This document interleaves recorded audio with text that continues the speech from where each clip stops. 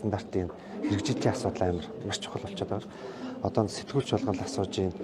Одоо дээрэс нь одоо аж ахуйн нэг иргэд одоо стандартын хэрэгжилтийг танаа байгууллагаа хангадаг юм бэ гэдэг асуудал гарч ирж байгаа.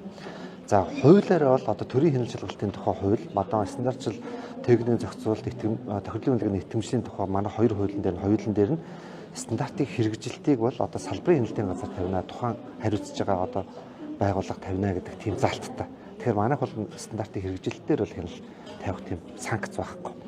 Тэгэхээр бид нар одоо энийг одоо ингээ байхгүй стандартыг хэрэгжүүлдэг нөгөө нэг стандартын одоо шинжилт найруул одоо сайжруулдаг гэдэг асуудлууд чинь нэлээд асуудал болоод өнөөдөр миний ихтгэл дээр гарлаа шүү. Тэгэхээр бид нар цаашдаа яаж энийг өөрчлөх юм гэдэг асуудал бол одоо стандартчил техникийн зохицуулалт тохирлын үнэлгээний итгэмжлийн тухай хуулийн шинжилсэн найруулга дээр орж байгаа. Одоо Монгол улсад 6700 гаруй стандарт байна.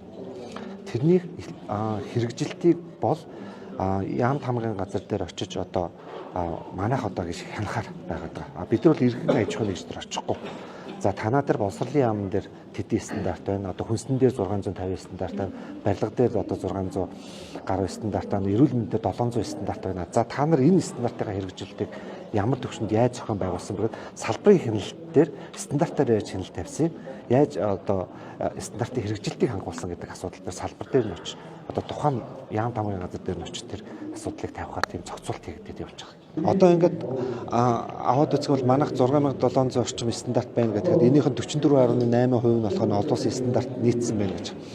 Тэгээд манайх болгоод сая 22 онд болохоор 3 том салбар дээр манайх стандартын үзлэг хийцэн. Одоо 77 салбар дээр стандартын үзлэг хийгдээд явж байна. За тэр 3 салбар дээр ямар асуудал гарсан гэхээр 2400 стандартыг бид нар шинжилээд энэ болохоор олон улсын түвшинд хүрсэн үү, бидний одоо нөгөө холбогдох тавигдж байгаа шаардлага хангаж гин үү, одоо олон улсын ISO-гийн стандарт, гадаад улсын стандартуудтай нийцэж гин үгүй юу энэ одоо ингээд судалж шинжилсэн гэсэн үг. Ажлын хэсэг томилогдоод тэгээд аваад үзэхээр эдний одоо 600 гаруй нь л одоо стандартын одоо нэг холбогдох одоо олон улсын стандарт болон бусад шаардлага хангаж байгаа үйлдэлний бол бид нар одоо сайжруулах шаардлагатай, шинээр боловсруулах шаардлагатай гэдэг дүн мэдээлэл гарч ирж байгаа.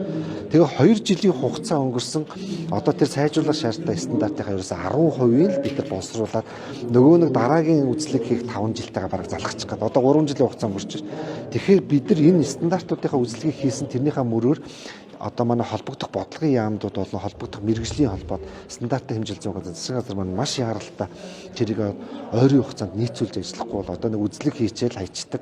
Одоо үзлэгийг хийцэн нэр зүгээд тэр стандартаа сайжруулж чадахгүй бол одоо манай стандартын хэрэгжилтийн асуудал дээрээс нөгөө нэг олон улсын түвшинд одоо хүрж байгаа стандартыг одоо нийцүүлэх асуудал гэдэг одоо бодлогын зорилтууд маань хаягдчаад яваад байгаа гэдэг асуудал.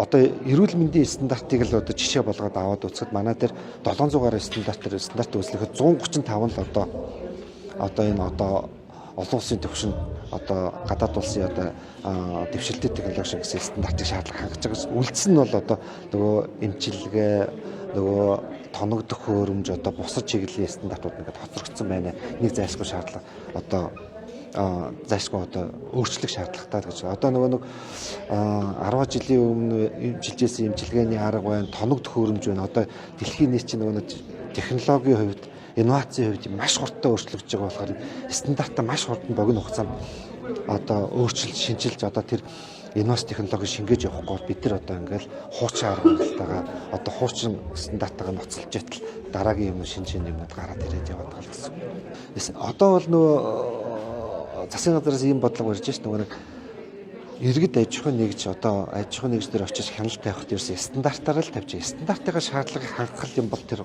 байгууллага аж ахуйн нэгж үйл ажиллагааг явуулж чадна. Стандартыг л заавал хангуулах хэрэгтэй. Стандарт ч бол одоо бидний эрүүл аюулгүй орчинд амьдрах одоо үзүүлэх шаардлага хамгийн доод төвшин шүү. Тэгэхээр тэрнээс дээд төвшөнд гарч ижил үйл ажиллагааг явуулаа гэдэг.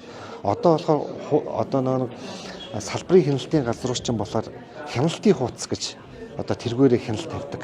Тэгэхдээ тэр хяналтын хуудсанд нь стандартын тэр үзүүлэлт шаардлагыг тавьж хинжээнэ эсвэл өөр үзүүлэлт шаардлагыг хянаад байна гэдэг асуудал бол анхаарлын тэмдэг байгаа. Тэгэхээр бид нар бол энэ дээр одоо манай нэмэлт өөрчлөлт орох гэж байгаа хуулийн төсөл дээр бид нар стандартын дагуу хяналт шалгалтаа хийх асуудлыг тавьж байгаа гэсэн үг.